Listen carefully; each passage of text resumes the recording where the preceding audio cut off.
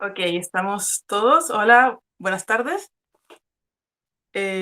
Vamos a comprobar antes que todo que me escuchan bien.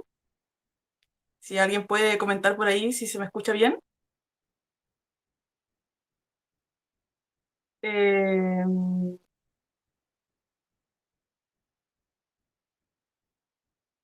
ok,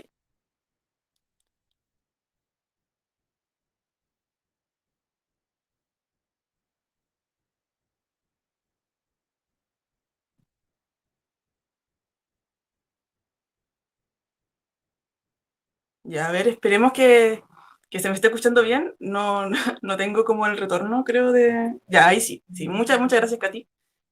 Es un gusto estar con ustedes acá hoy día, la tarde, en el ciclo de Naturalistas Chile. La verdad es que esta es una idea buenísima para poder compartir un poco el conocimiento que tenemos y que tienen todas las personas que estudian temáticas relacionadas con la naturaleza. Eh, Poder compartirla a todo público liberadamente, sin tener que pagar, sin tener que eh, hacerlo de forma muy rebuscada, accesible para todos. Yo me presento, soy Natalia Reyes, soy directora de ONG Green Lab, que es una ONG ambiental de acá de la región de los lagos, que busca principalmente crear espacios de participación para que los jóvenes, bueno, la ciudadanía, pero principalmente los jóvenes, se involucren en acciones de conservación. Todo lo que tenga que ver con cuidado de la biodiversidad y protección de ecosistemas vulnerables. Nosotros trabajamos, los que ya nos conocen, trabajamos principalmente con áreas protegidas de la región de los lagos, y creo que nuestro programa más conocido son las jornadas de voluntariado. Ahí si alguien está interesado puede preguntarnos, puede preguntarme más tarde de qué se trata. Lo que hoy nos trae acá, nos trae a reunión, es este tema muy interesante que habla sobre cómo nosotros, cómo los chilenos nos hemos dedicado a conservar nuestro territorio.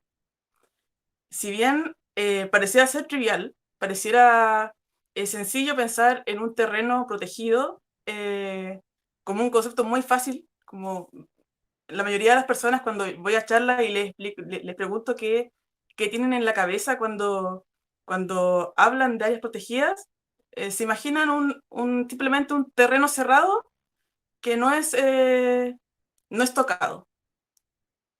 Y puede ser, y si bien tiene partes que son ciertas, es una idea muy simplista de lo complejo que en realidad puede llegar a ser la conservación dentro de un área protegida.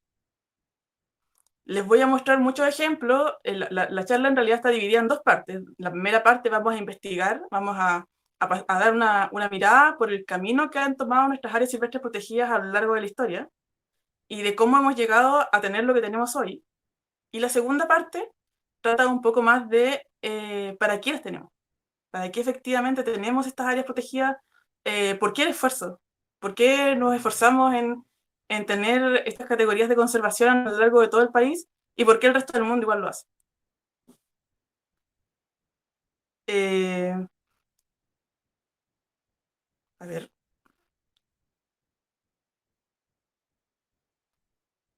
ahí está. ¿Qué son las áreas protegidas y qué significan para nosotros? En Chile tenemos la ventaja, el privilegio de contar con diferentes tipos de paisajes. Ya tenemos un país muy largo, donde tenemos contrastes que son notorios. Es decir, claramente en la fotografía se puede apreciar. En una charla normal yo preguntaría dónde son esos lugares, no les voy a preguntar ahora, pero el primer lugar es el Valle de la Luna, en la región de Antofagasta. Eso queda en la Reserva Nacional Los Flamencos. Y la segunda fotografía está en el Parque Nacional Laguna San Rafael.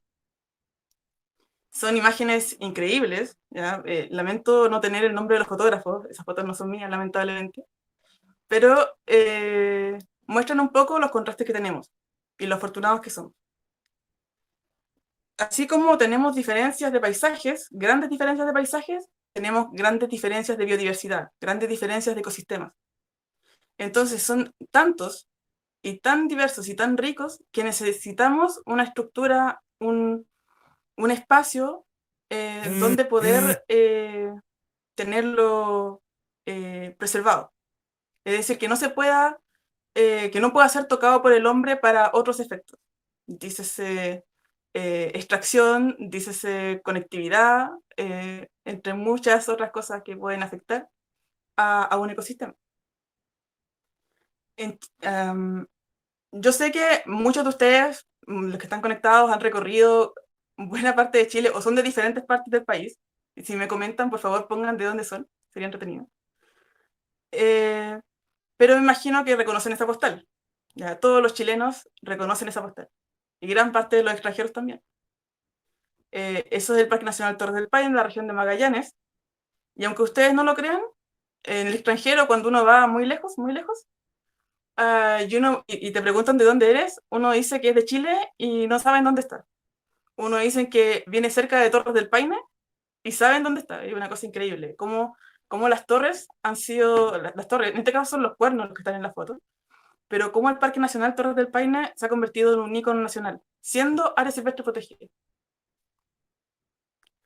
Esta también es una postal única de Chile. Ese es el Parque Nacional Queulat, en la región de Aysén. También bellísimo, una protección de bosques espectacular. Y lo que se ve ahí es el ventisquero colgante, que es una de las postales icónicas de la región. Pero aunque ustedes no lo crean, esto no me lo va a creer casi nadie, pero igual lo voy a decir. Gran parte de lo que tenemos hoy, como sistema de áreas protegidas, como todo lo que nosotros nos vanagloriamos de que, oh, qué bonito lo que tenemos, es por culpa de este caballero. ¿Ya? Me encantaría preguntarle, a ver si voy a meterme a los comentarios. Por favor, cuéntenme si alguien sabe, si gana un yumbito, el que sabe quién es ese caballero. Si no fuera por él, difícilmente podríamos estar hablando hoy de una red de parques o reservas o monumentos o lo que sea.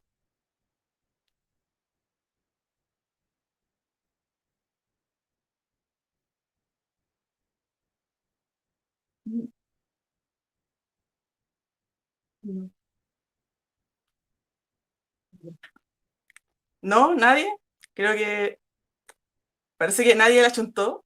Bueno, en las charlas que doy tampoco la chuntan. Este caballero es Theodore Roosevelt, presidente de Estados Unidos, que suena muy bizarro. ¿Sí? ¿Qué tiene que ver este caballero bien vestido con nuestras áreas protegidas? Pero pasa que Theodore Roosevelt fue uno de los pioneros en armar la red de parques nacionales en Estados Unidos. Y un día se le ocurrió venir a Chile.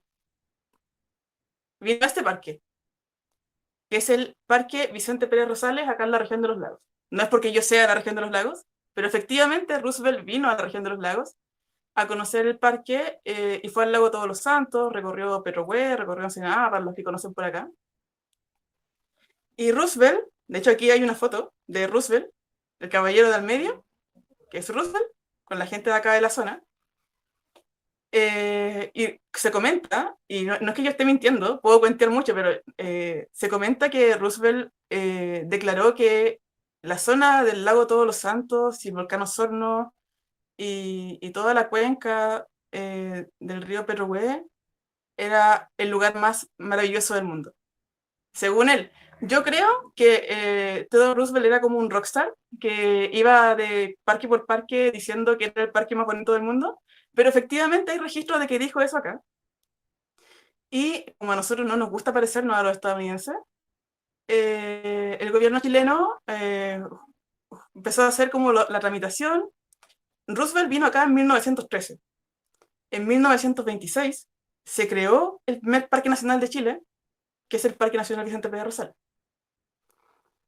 Efectivamente, tal vez si Roosevelt no hubiese venido, nos habríamos demorado mucho más en empezar a crear la red.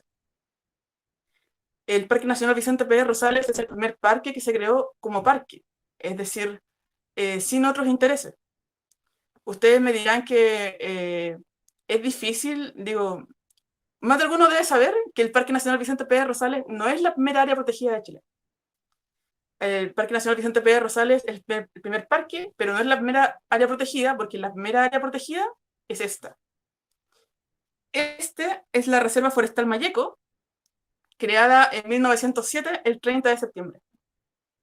Si bien cuando uno habla de áreas protegidas siempre recalca al Parque Nacional Vicente Pérez Rosales, es porque el parque fue el primer parque creado para preservación, para conservación del paisaje, no para otros fines.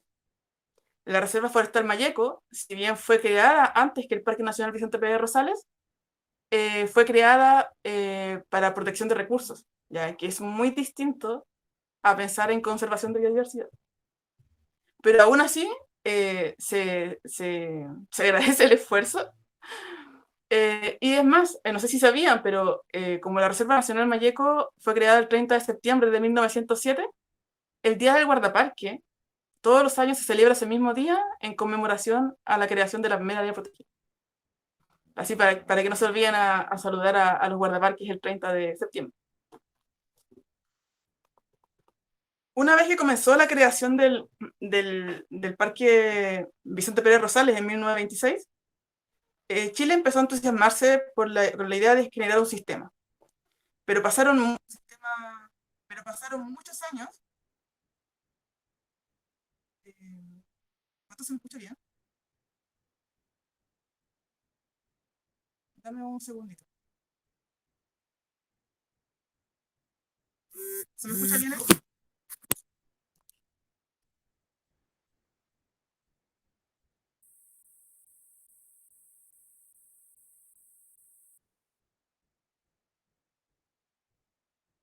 A ver, Pablo, córtame el video, por favor. No, no, no, córtame. ¿Por qué no te escucho?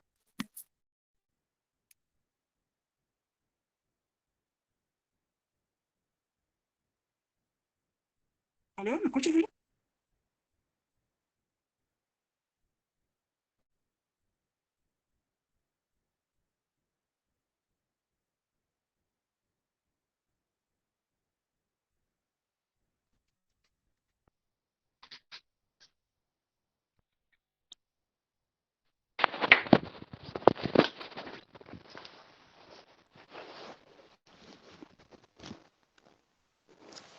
¿Ahí me escuchas bien?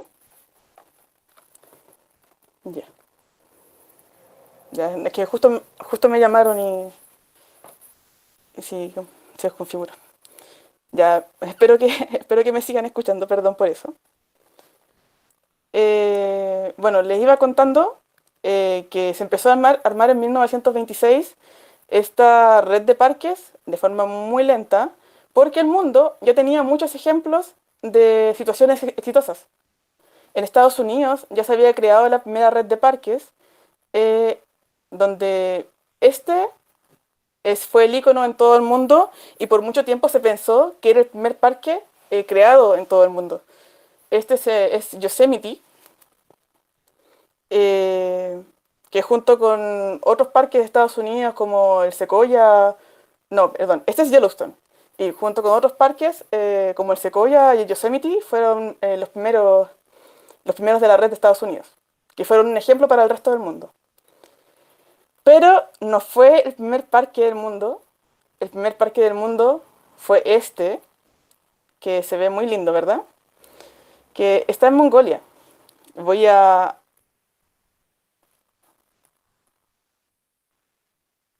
Se llama Bok-Kanul. Perdón por mi ayuda a memoria, porque el nombre es muy raro.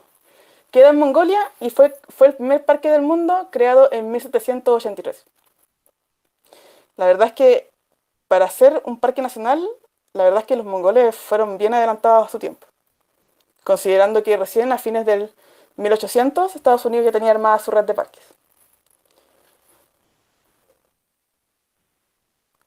En Chile, la cosa fue bastante más lenta.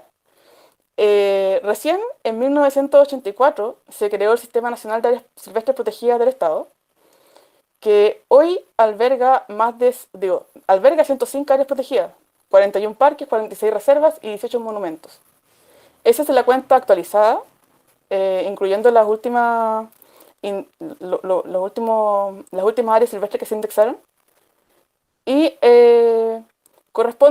son una muestra representativa de la gran mayoría de los ecosistemas que tenemos en el país. En el norte, si bien no tenemos tantas áreas protegidas como en el resto del país. Las muestras son mucho más representativas. Es decir, tenemos 8 parques, 6 reservas y 6 monumentos que representan específicamente cosas puntuales, porque los territorios en el norte tienen un manejo muy distinto que en el sur. Ya lo vamos a conversar un poco más adelante. La zona central, donde ya empieza a aparecer un poco más de bosque, un poco más de diversidad, aumenta la cantidad de áreas protegidas, aumenta la densidad. Y en la zona sur, ya llegamos a un nivel en que la densidad de parques que tenemos es superior. Tiene que ver mucho con temas de endemismo, con temas de conectividad, con temas de administración, incluso política de la zona. Pero podríamos decir que en la zona sur somos bastante más afortunados hablando del acceso a las áreas silvestres protegidas. Lugares, por ejemplo, como Atacama, donde existen 3 parques nacionales, Parque Nacional Pan de Azúcar, el Parque Nacional Llanos de Chay y el Parque Nacional Nevado Tres Cruces, y compararlo con la región de los lagos, que tiene 11, 12 áreas silvestres protegidas, que son de más fácil acceso, estamos hablando de que en realidad las personas del sur tienen más posibilidades de acceder al patrimonio natural que nos rodea, más que las personas del norte. Y eso es algo que debería revertirse eventualmente. Esa es la cuenta total. Son 41 parques, 46 reservas y 18 monumentos, que en total supera el 20% del territorio nacional bajo alguna categoría de conservación del SNASPE. Ahora, estas son 3 categorías de conservación que están bajo la administración de CONAF, que es la Corporación Nacional Forestal, pero no son las únicas 3 que existen en Chile. Si tomamos en cuenta todas las denominaciones nacionales e internacionales de este y otros servicios, en Chile tenemos más de 34 categorías diferentes de conservación, incluyendo santuarios de la naturaleza, sitios Ramsar, entre áreas marinas protegidas, entre muchos otros tipos de categorías de conservación. Aquí nos vamos a detener solamente en las que están bajo la administración de CONAF, pero el tema de la conservación en Chile es un mundo entero. Siempre cuando uno le pregunta a un grupo de personas si sabe qué son las áreas protegidas, la mayoría te dice lo que yo les contaba antes, de que son áreas cerradas donde no se puede hacer nada o no se puede realizar ningún tipo de intervención y cosas así por el estilo. Salen muchos sinónimos relacionados. Pero en específico, muy poca gente tiene asimilado cuáles son las diferencias entre monumentos, reservas y parques. Entonces vamos a conversar un poquito de eso para poder esclarecer, y si tienen consultas, por favor escríbanlas en los comentarios, para poder esclarecer cuáles son las diferencias. Porque no es lo mismo tener un monumento natural que tener un parque. Como se ve en la diapositiva, un monumento natural es un área reducida. Reducida porque está destinada a la conservación de una especie en particular, o de un grupo de especies, o de un ecosistema puntual. En este caso, la fotografía que muestra ahí es un ejemplo, es una fotografía tomada en el parque, en el monumento natural La Hueñadi, que queda a 4 kilómetros de Puerto Montt, donde el objeto de conservación, esta especie de flora en este caso, que está protegida, es el alerce. Más de alguno me dirá que por qué se protege el alerce en este monumento natural, siendo que en Chile ya hay 2 parques que están relacionados a la conservación del alerce, que es el Parque Nacional Alerce Costero en la región de los ríos y el Parque Nacional Alerce Andino, también en la región de los lagos. Y es muy interesante porque el Parque Nacional Alerce Andino, si bien protege alerce, está dentro de la misión, protege alerces de cordillera. El Parque Alerce Costero, lo mismo con la costa.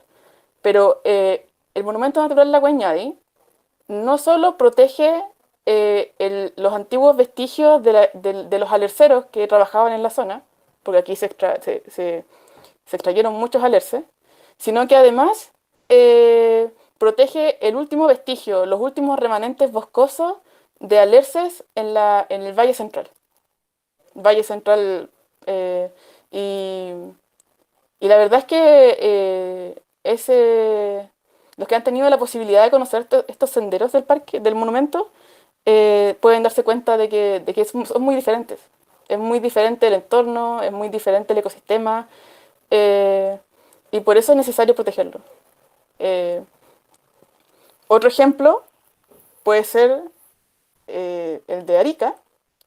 El monumento natural Picaflor de Arica fue creado exclusivamente para la preservación de este picaflor, que solo se encuentra en esa ladera de forma muy puntual y que si no se protege probablemente lleve a la extinción al picaflor de Arica.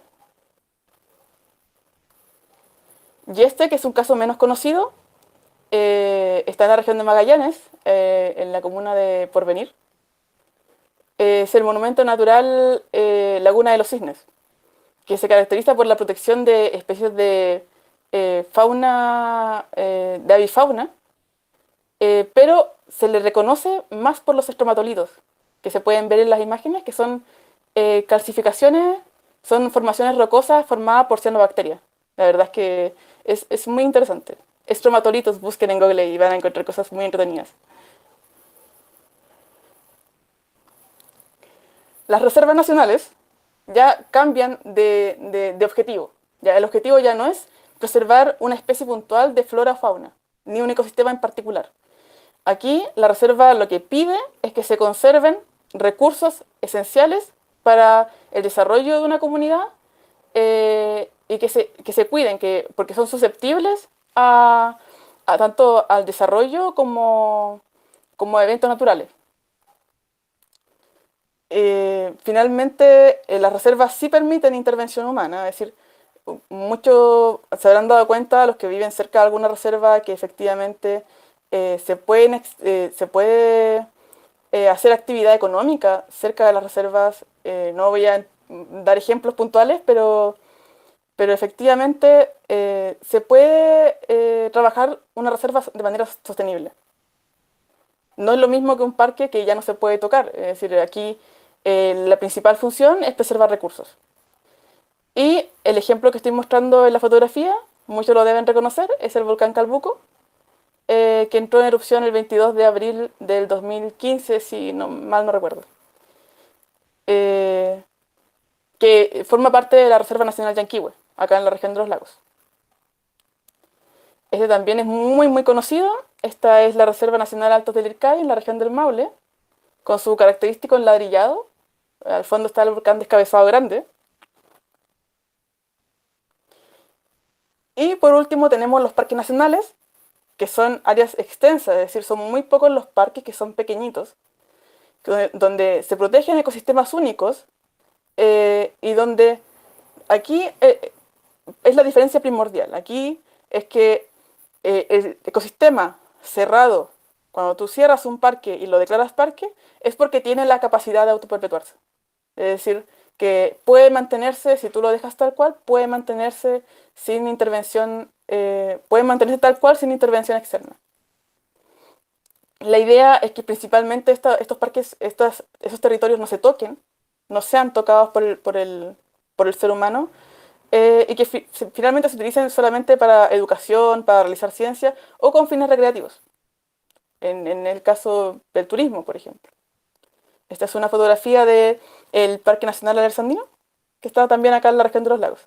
Muchos de los ejemplos que voy a dar son de la zona sur, porque para descentralizar un poco los ejemplos de otros que se dan siempre, que muchos tienen que ver con Santiago.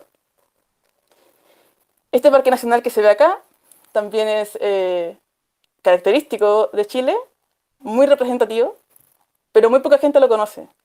Es el Parque Nacional Llanos de Challe, que queda en la región de Atacama, a la costa, 35 kilómetros al norte de Huasco. Y es maravilloso porque cada cierta cantidad de años, cuando llueve la cantidad suficiente de agua, florece. Es uno de los epicentros del desierto florido, y además de resguardar este desierto florido, protege al guanaco, a la garra de león, especies que están muy vulneradas en esa zona. Entonces, se habrán dado cuenta que con la cantidad de parques que les he nombrado, que partiendo desde el Parque Vicente Pérez Rosales en 1926, Chile ha aumentado en gran medida su cantidad de áreas protegidas.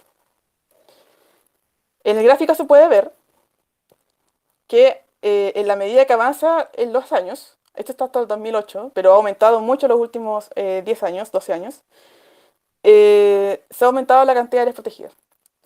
Sin embargo, y esto es una opinión muy personal, no representa ni a Naturalistas Chile ni a GreenLab como por sí mismo, si bien ha aumentado la cantidad de áreas protegidas, la conservación efectiva que se realiza en esas áreas tal vez no es la suficiente.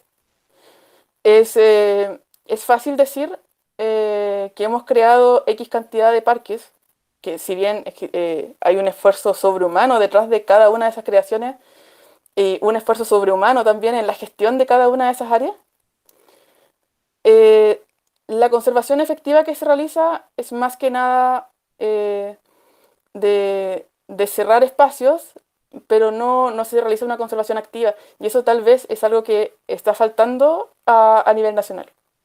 Son muy pocos los programas de conservación dentro del SNASPE. ¿Ya?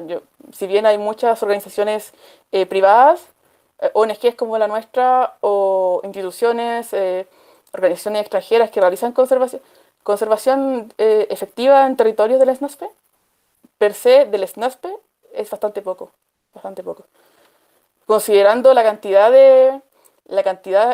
gran porcentaje que tenemos de superficie cubierta por áreas protegidas, podríamos hacer mucho más. Pero eso también está con la limitación del presupuesto, porque todo se realiza con dinero, obviamente, y el presupuesto por hectárea en área protegida es muy, muy, muy bajo, muy, muy bajo. No voy a entrar en detalles técnicos de cifras, pero la verdad es que nos queda mucho camino por recorrer. La idea, finalmente, es que si bien hablamos de conservación, de preservación de ecosistemas, eso no es suficiente. Si nosotros no involucramos a las personas, a las comunidades, si no involucramos al desarrollo, a la forma que tenemos de ganarnos la vida con la preservación de nuestros ecosistemas, la cosa no tiene buena pinta. En este momento hay muchos sistemas que nos permiten manejar la preservación, que uno es el SNASPE, del que ya les acababa de hablar. Les contaba también que hay otras formas de conservación, áreas marinas protegidas, hay otros programas internacionales, pero nosotros lo que tenemos que hacer es avanzar hacia el manejo sostenible de los recursos y de los territorios. Porque la conservación, una burbuja de conservación, no nos va a permitir preservar los ecosistemas a larga data. Porque si bien uno puede conservar dentro de un espacio, dentro de cierta cantidad de hectáreas, lo que está fuera del parque también hay que conservarlo. Entonces, en realidad, para poder hacer conservación efectiva en los territorios, tenemos que involucrarnos todos, involucrar las ciudades, involucrar a las comunidades y su producción. Gran parte de la conservación, de la gestión de conservación, se realiza, como yo les contaba, CONAF tiene la administración de gran cantidad de gran parte de los parques. El Ministerio de Medio Ambiente tiene otras categorías de conservación, subpesca, bienes nacionales, pero también en Chile existe mucha conservación privada y eso es algo que es valorable.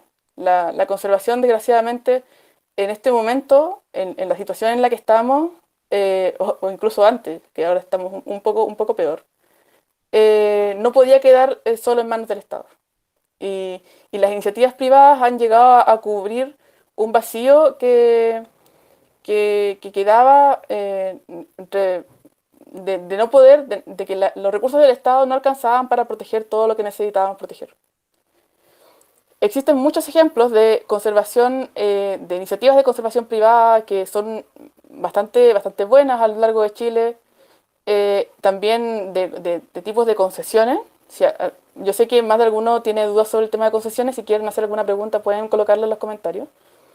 Pero aunque uno quisiera en este momento que el Estado se hiciera cargo de todas las áreas protegidas y de su gestión, y los presupuestos no alcanzan.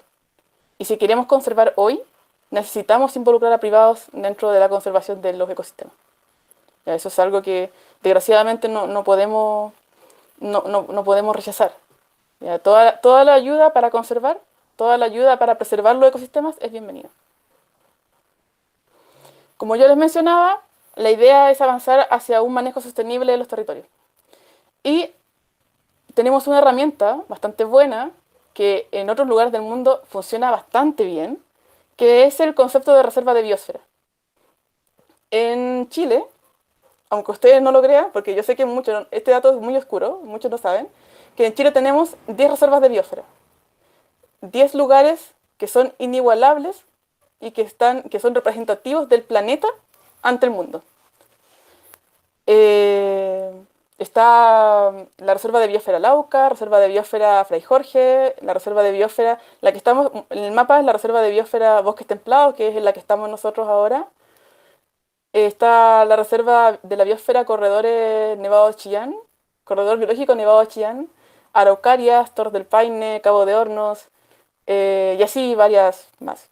Ya, son lugares que son representativos ante el resto del mundo de nuestra diversidad, porque a pesar de todo somos bastante afortunados.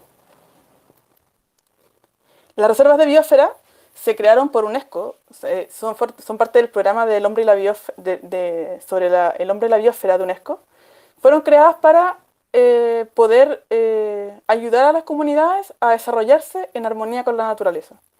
La idea de las reservas de biosfera es, a través del cumplimiento de las ODS, de los Objetivos del Desarrollo Sostenible, ayudar a las comunidades a enfrentar los desafíos ambientales que nos demanda el mundo de hoy y poder llegar a convivir armónicamente, a poder vivir sin tener que arruinar nuestros ecosistemas, sin tener que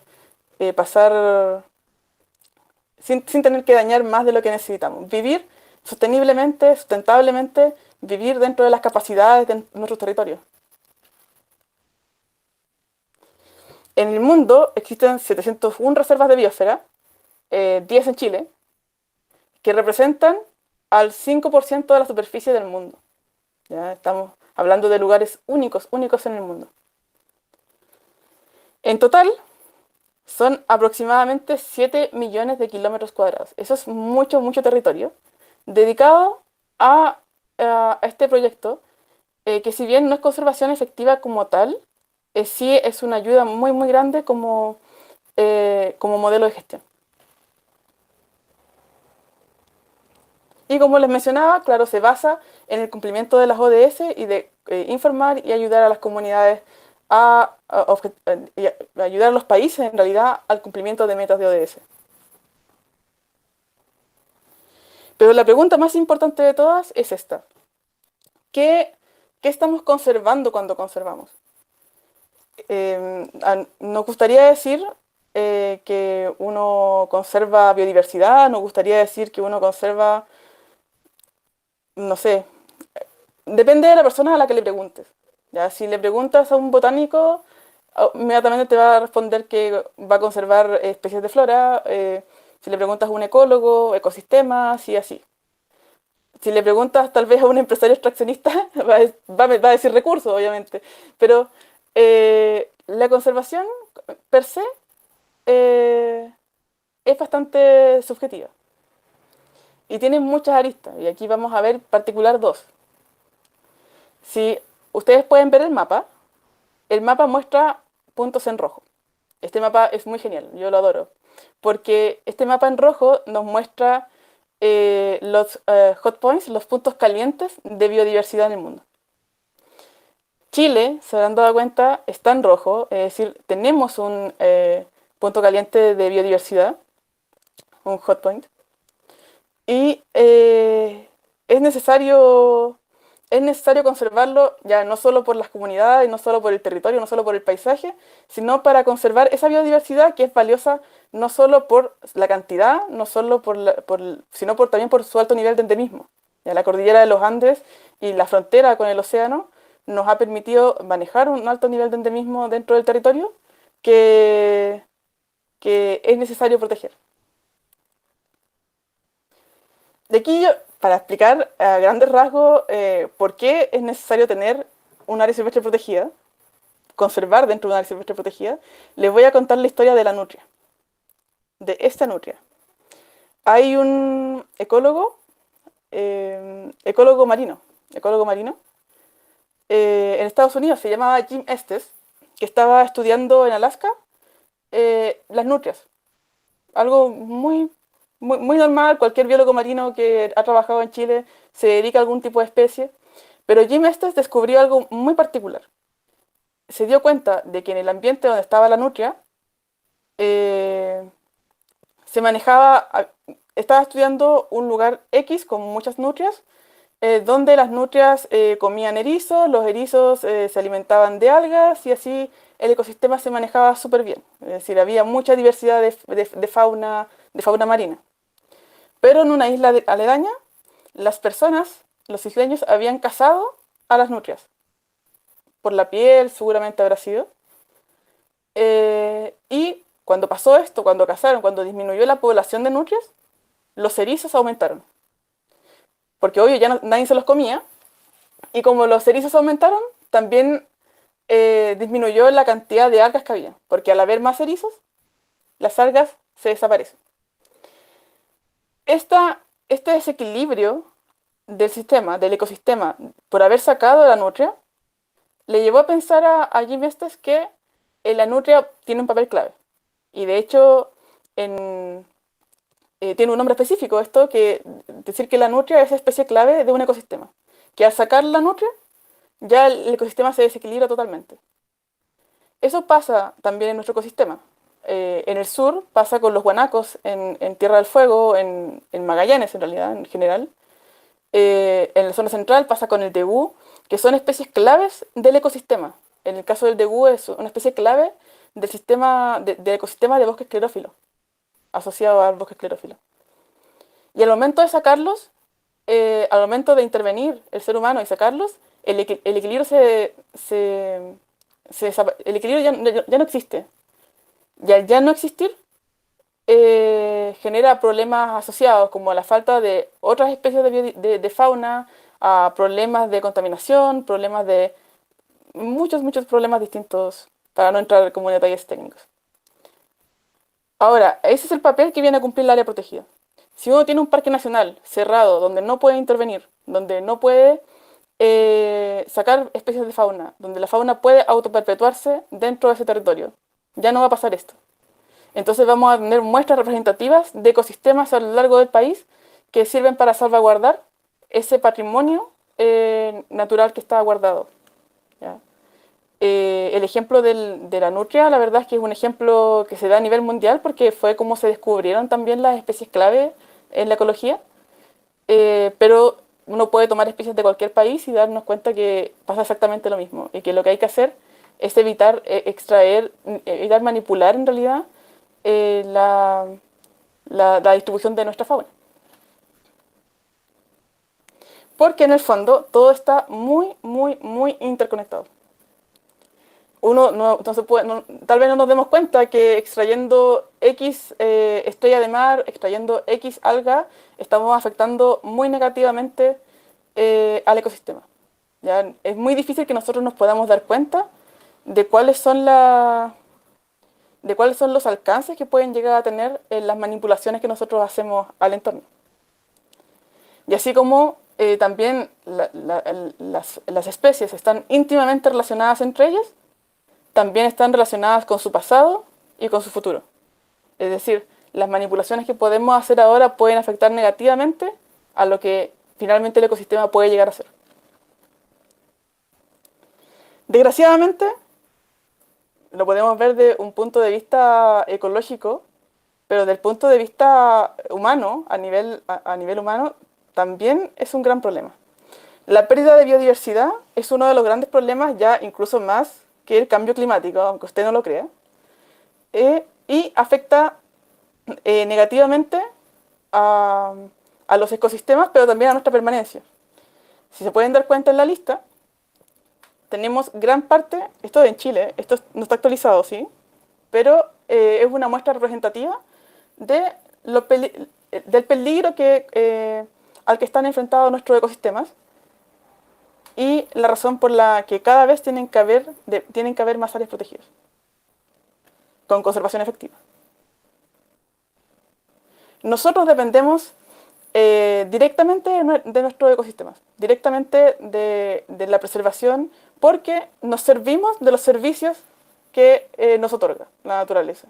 Servicios como la comida, como el agua potable, la madera, la polinización, de hecho, de base. Ya ha habido una charla de abejas, entonces imagino que ya muchos saben harto sobre eso. Pero además nos provee servicios que son culturales, como la recreación, como la educación. De repente no nos damos cuenta de lo interconectado que estamos con nuestro entorno y de que cuánto nos va a hacer falta si algo les pasa. Entonces, cuando hablamos de qué conservamos cuando conservamos, en el fondo, bien en el fondo, lo que estamos haciendo es conservarnos a nosotros mismos. Si nosotros no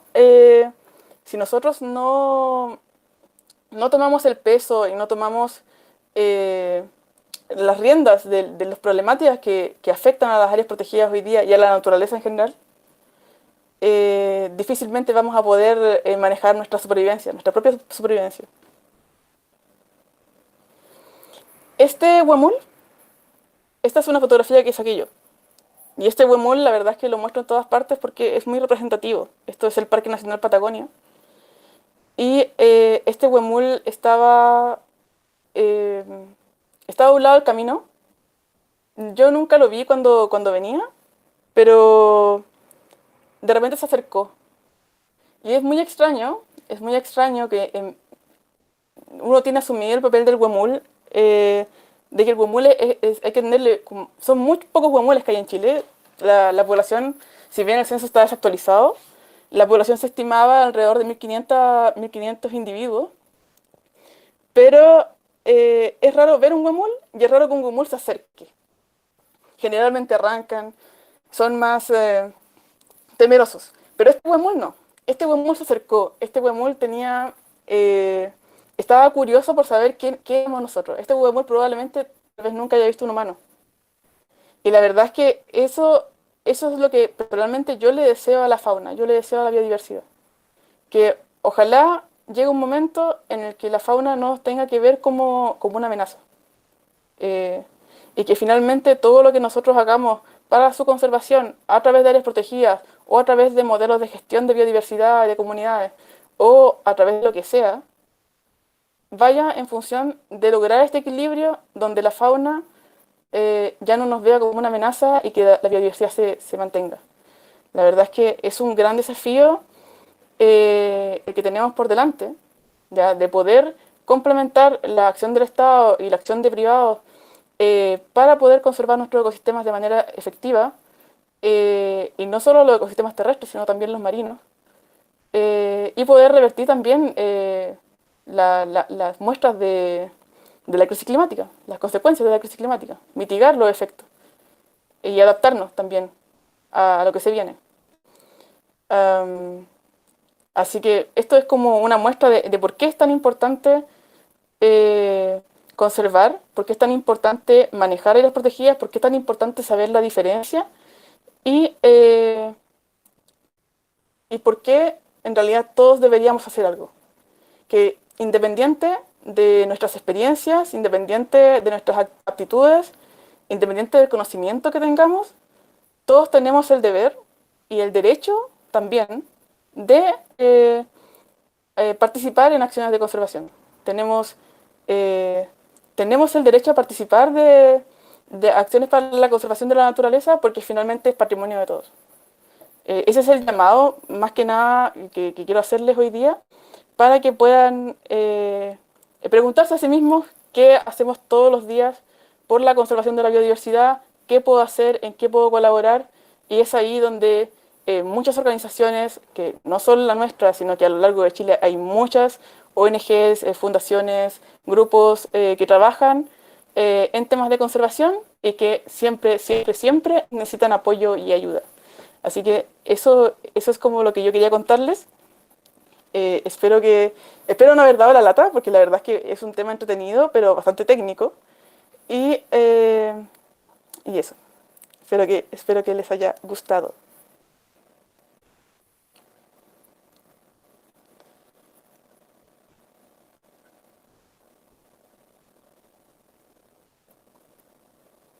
Creo que, a ver si puedo leer algunos de los comentarios. Voy a responder algunas de las preguntas, si es que... Ya, aquí alguien dice, la tecnología esto es un tema. Dice, me parece que el humedal es un sitio Ramsar. Ah, no, respondiendo a alguien. Sí, efectivamente, sitio Ramsar es una categoría de conservación de humedales. ¿Ya? En Chile hay muchos sitios Ramsar.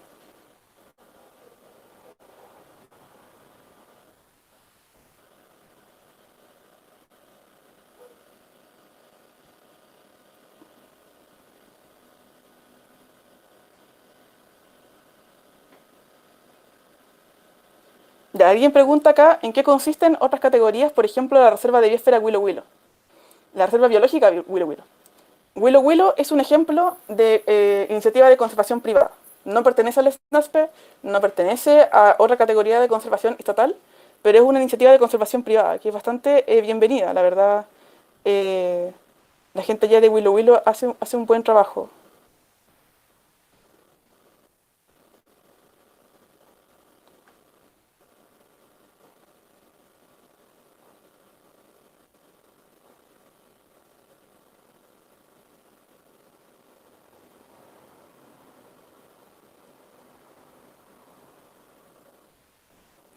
Una zona puede tener más de una denominación de áreas silvestres. Del SNASPE no. Bajo el sistema del SNASPE, un área silvestre protegida puede ser o parque, o reserva, o monumento natural. Pero no puede ser otra cosa. Es decir, nunca vamos a encontrar un parque nacional y una reserva nacional en el mismo territorio. Es decir, pero sí hay un territorio puede ser parque nacional y puede ser reserva de biosfera, como pasa en gran parte de Chile. O puede ser parque nacional y sitio Ramsar, o reserva o santuario de la naturaleza y sitio Ramsar. Es decir, hay categorías que son internacionales, entonces no se traslapan con nuestras categorías de conservación. Ahora, eso es una gran desventaja porque, por ejemplo, el tema de reservas de biosfera en Chile es un tema complicadísimo porque la categoría de conservación reserva de biosfera, entre comillas, no existe en nuestra legislación. Entonces, es un problema. Así como menciona Daniel Rabanal, efectivamente, aún teniendo la categoría de reserva de biosfera, en Lauca hay proyectos de extracción. Sí, pasa. Y también pasa en la reserva de biosfera Campana Peñuelas, donde hay proyectos que van a interferir con el ecosistema. Es un problema bastante grande. Por eso es sumamente importante tomar conocimiento sobre los diferentes tipos de categorías de conservación que existen y cuál es la importancia, porque la principal arma para poder trabajar conservación, combatir las amenazas, es la información. Si tenemos ciudadanos informados, si tenemos comunidades que saben lo que pueden optar, qué pueden hacer dentro de sus territorios, las cosas cambian, las cosas cambian. Y en Chile, a pesar de todo, hay muy buenos ejemplos de comunidades empoderadas de su territorio. Chile y Argentina comparten una reserva de la biosfera internacional, que creo que es única en el mundo. No, mentira. Desgraciadamente no somos tan especiales.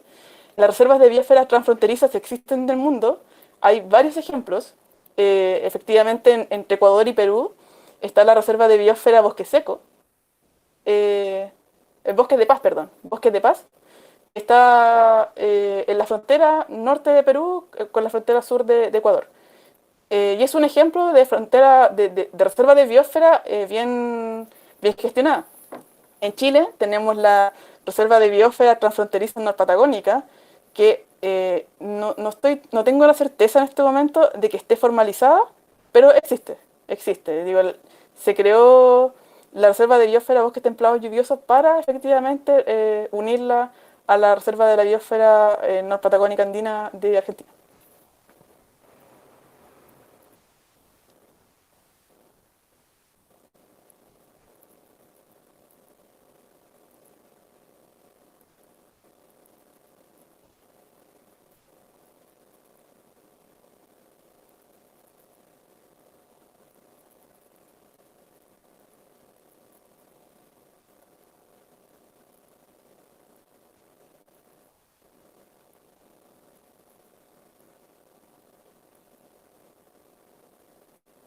Brian preguntó dónde pueden encontrar los gráficos que he mostrado. Pueden escribirnos, puedes escribirme a mí o escribir a greenlab.ong. Estamos como @greenlab.ong en Facebook y en Instagram, donde pueden escribirnos y seguirnos a todo esto.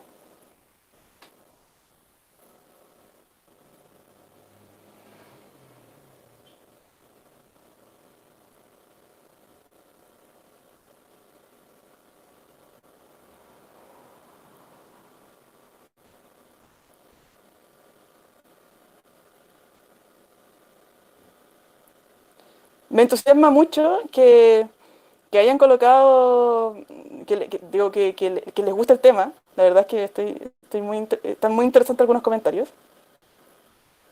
Ya, aquí hay una pregunta bien interesante, y bien profunda, la verdad. La Enia Albiceps.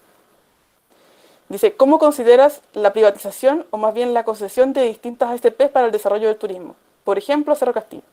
No conozco el caso en particular del Parque Nacional Cerro Castillo, ¿ya? Pero sí conozco otros casos en Antofagasta, en el Maule, en Aysén, donde la concesión, es que igual depende mucho del tipo de contrato a concesión, pero la concesión no tiene que ver, no tiene que ser demonizada. ¿Ya? Uno podría ser tajante y decir, no, es que el Estado tiene que entregar todo y y ponerse para poner lucas en particular para la conservación de los ecosistemas. Pero en la práctica eso es bien difícil. Más aún considerando que a las áreas protegidas en Chile, a CONAF, cada año le bajan el presupuesto para áreas protegidas. Es decir, estamos hablando de un presupuesto disminuido y necesidades que aumentan. Entonces, la concesión viene a parchar, en realidad. A uno no le gustaría, pero viene efectivamente a parchar y a dar oportunidades también. Ahora, yo creo que hay concesiones bien hechas y concesiones mal hechas. Es decir, hay comunidades con las que se puede trabajar, entrar a concesión y que los beneficios vayan en las mismas comunidades. Esa es una concesión, un tipo de concesión que se ha replicado en varios lugares del país donde ha funcionado. Pero hay concesiones, claro, que son a privados, que ya es un poco más complicado. Entonces, lo que ahí se necesita, más que negar la concesión, más que negar la privatización, necesitamos supervigilancia. Supervigilar cómo se realizan las concesiones. Supervigilar que efectivamente las empresas, las comunidades, que las organizaciones que se hacen cargo de estas concesiones cumplan todo lo que se determinó en el contrato, cosas así. Porque a pesar de todo, a pesar de que a uno no le guste, vienen a ayudar, vienen a colaborar eh, y todo eso.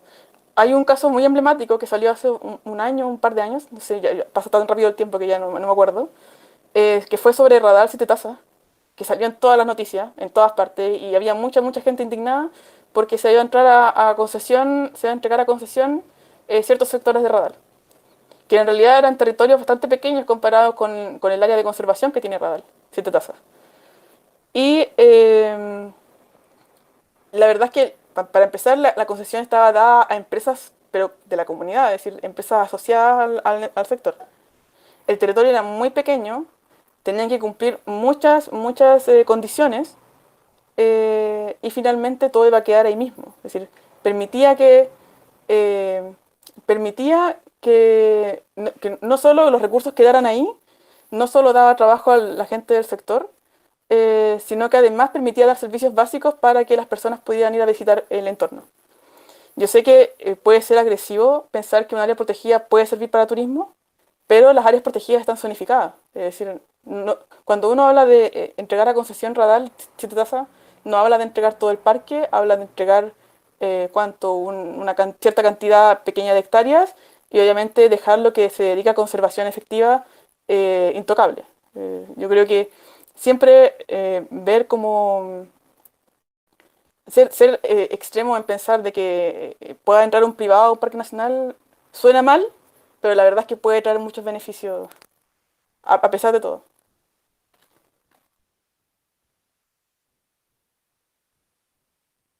Willow Willow es parte también de la reserva de UNESCO. Sí, efectivamente, forma parte de la reserva de biosfera de UNESCO.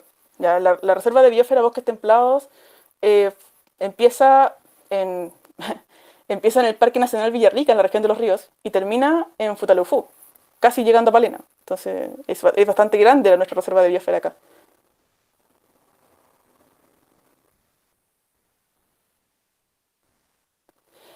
Aquí, Miguel Prado pregunta experiencias de administración por comunidades indígenas. Yo personalmente conozco dos. Conozco dos y funcionan relativamente bien. Es decir, ninguna administración comunitaria es perfecta. ¿Ya? Siempre tienes todos sus matices. Pero lo ideal siempre es que los beneficios de un área protegida quede en su misma comunidad, en la misma comunidad en la que está inmersa. Entonces, sí, funciona con mucho esfuerzo, requiere facilitadores, pero es lo ideal porque las personas de las comunidades se sienten más, tienen mayor sentido de pertenencia con el territorio. Entonces, el trato que le da una persona de una comunidad al manejo de un área protegida es muy distinto al que le puede dar un foráneo, alguien que pueda venir de otro sector, de otro lugar del país. Entonces, personalmente, muy personalmente, estoy muy de acuerdo con la administración de comunidades indígenas, siempre bien facilitado, con todas las normas claras y con buenos contratos para todos.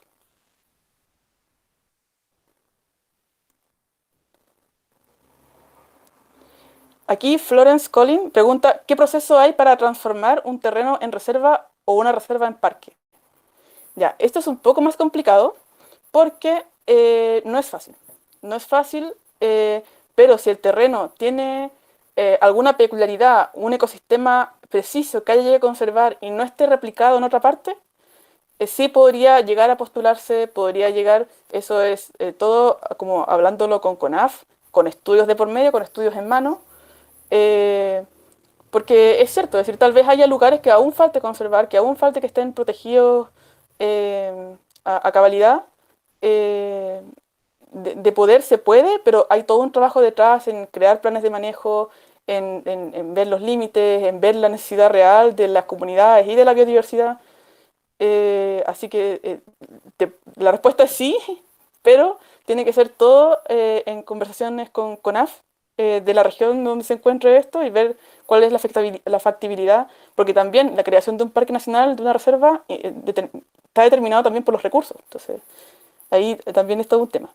Pero hay muchas iniciativas de conservación que se pueden hacer a nivel de comunidad y donde las ONGs, organizaciones locales, comunitarias, pueden también apoyar a la conservación de un lugar sin necesidad de considerarlo parque o reserva o monumento eventualmente.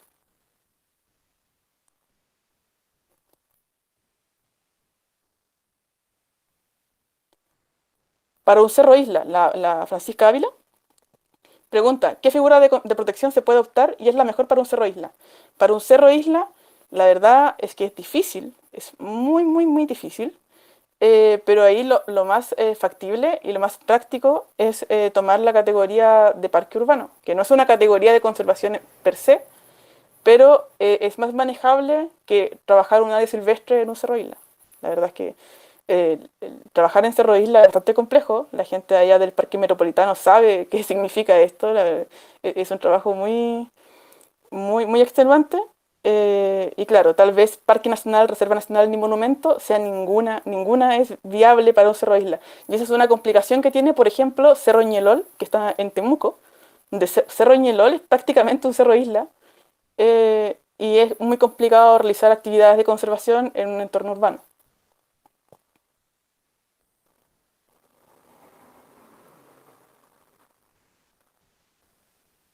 Verónica Díaz pregunta algo que yo también me pregunto. ¿quién debería garantizar que dentro de una reserva de la biosfera se cumplan los ODS? ¿Y quién revisa esto? Pero qué buena pregunta. Eh, Efectivamente es complicado. El tema de las reservas de biosfera en Chile es un tema incipiente. Si bien hay personal trabajando en reservas de biosfera, Mario Galvez, de hecho, en la quinta región, se dedica exclusivamente a esto dentro de la CONAF, prácticamente. Eh, pero en Chile no existe todavía equipos de trabajo ni todo lo que se hace en relación a reservas de biosfera en Chile es pura fuerza de voluntad, puras ganas de hacer cosas. Yo sé que en Lauca los chiquillos están trabajando, en Juan Fernández, en Fray Jorge, porque como no está dentro, como el ser de reserva de biosfera no está dentro de la legislación, no existe una obligación de hacer algo en relación a las reservas de biosfera. Entonces, UNESCO te da las herramientas, UNESCO te da las iniciativas, pero presupuestos no hay y obligaciones tampoco. Entonces, finalmente, lo de reservas de biosfera son oportunidades y son oportunidades que podemos aprovechar y que podemos eh, llevar a cabo de manera exitosa como otros países. Hay muchos ejemplos muy buenos alrededor del mundo.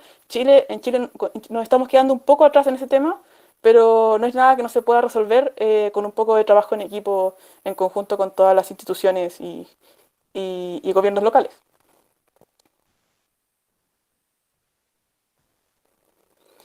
Pamela Karina Sarabia Villar pregunta, ¿algún consejo de cómo partir para lograr que se proteja un lugar? La verdad es que el mejor consejo que te puedo dar es que involucres a la comunidad, de que haya una comunidad empoderada alrededor de ese espacio que quieres conservar. Cuando tú tienes una comunidad empoderada, empiezan a surgir ideas y empiezan a surgir los caminos. Es decir, lo más fácil es tener una comunidad que tenga un sentido de pertenencia y que les interese, comunidad, no sé, de amigos, jóvenes, adultos mayores, deportistas, lo que sea. Y empezar a hacer proyectos y cosas por el estilo, aunque sea autogestionado. Finalmente, todo puede llevar a buen camino.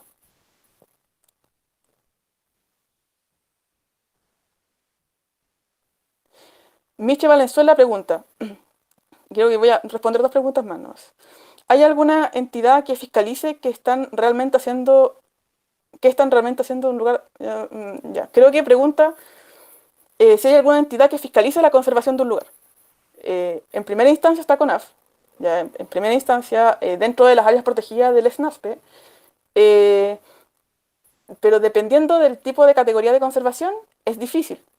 Por un lado está la Superintendencia del Medio Ambiente, que se encarga como de recibir las denuncias ambientales, pero como las categorías de conservación en el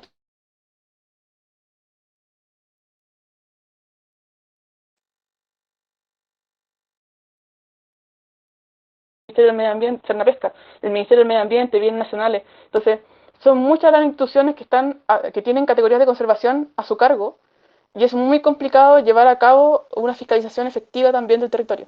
Eso es un desafío que se está planteando a través de la creación del Servicio de Biodiversidad y Áreas Protegidas, que está ahora en el Congreso todavía. Es que lleva muchos años de tramitación, pero que pasada la crisis que estamos viviendo ya eh, debería salir y poder reunir en un solo lugar, que sería bajo el alero del Servicio de Biodiversidad, bajo el Ministerio del Medio Ambiente, poder reunir en un solo lugar todas las categorías de conservación y que haya un solo servicio que se preocupe de la conservación de la biodiversidad en Chile. Eso agregado a un mejor presupuesto, podría hacer que la fiscalización sea mucho más efectiva. ¿Ya? Como que la esperanza siempre es lo último que se pierde. Cuando uno trabaja en conservación, desgraciadamente hay que ser muy optimista, muy, muy optimista, porque no sacamos nada con echarnos a morir de que efectivamente no se puede hacer nada, nosotros tenemos que hacer que las cosas pasen.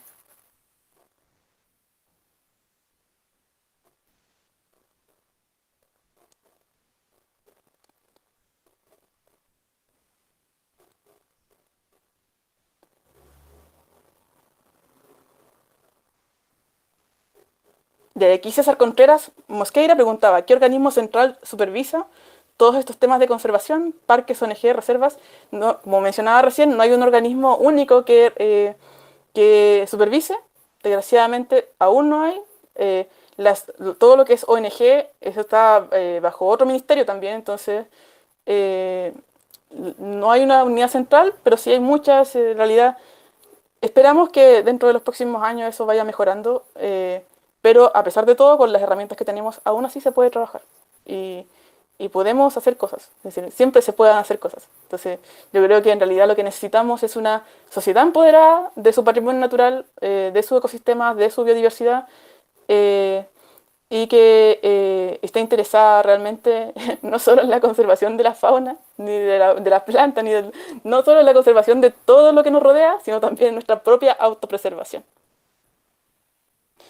Y creo que solo eso voy a responder. De todas formas, cualquier cosa que no haya respondido la voy a responder por texto, me comprometo a hacerlo. Pueden dejar sus preguntas en los comentarios.